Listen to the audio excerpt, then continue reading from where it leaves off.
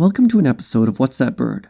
What's That Bird is a new feature of this channel where I will show pictures of birds that people have sent me and try and identify them.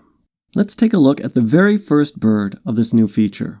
So this picture was sent to me by a good friend and it was taken in Germany. So what I like about this picture is it shows that you can bird with pretty much any kind of equipment. Now this was actually taken with a cell phone through a window. So you can see that the resolution isn't great, but all the main features of the bird are present. So when I first saw this picture, I was immediately confident that I could identify this bird.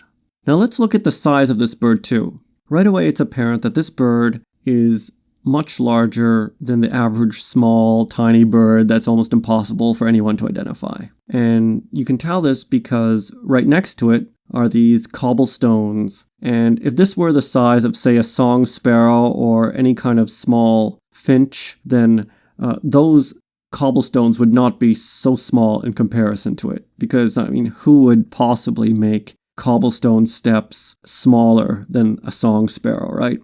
Okay, so this is a bird from Europe. It's pretty much guaranteed to be a passerine. And that's probably enough to narrow it down. So I looked through the field guide and there's really only one bird that matches this description. It's the common magpie, Pica pica.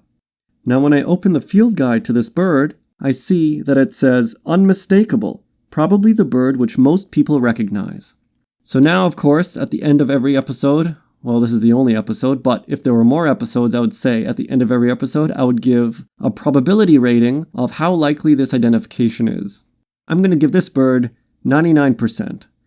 Now, the only reason I'm not saying 100% on this bird is because I wasn't there myself, and possibly this bird could be some kind of animatronic robot from the future designed to lobotomize all our brains.